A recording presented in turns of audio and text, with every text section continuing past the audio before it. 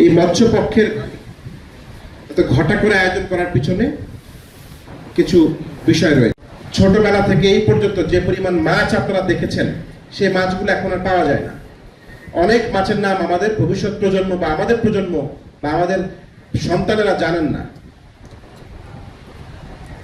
এই মাছগুলো আমাদের থেকে হারিয়ে গেছে। তার মধ্যে অন্যতম হচ্ছে, আমাদের কিন্তু মাছে ভাতে বাঙালি বলা হতো, তাই না?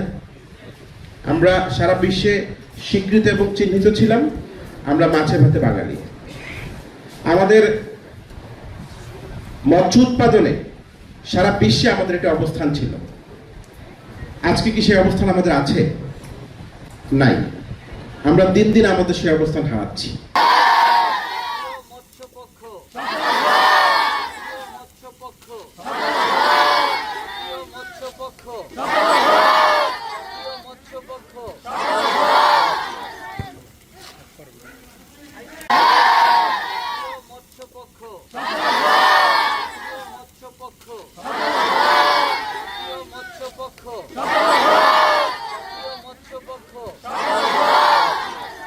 আমরা যদি মৎস্য সম্পদকে সংরক্ষণ করতে না পারি, আমরা যে রেণু পোনাকে আমরা কি সংরক্ষণ করতে না পারি, আজকে আমরা যদি এই মৎস্য সম্পদকে আমরা এগিয়ে না পারি, তাহলে কি এই দেশের ভবিষ্যৎ অন্তত এই মাছে ভাতে যে বাঙালি এই পর্বত আর থাকবে না।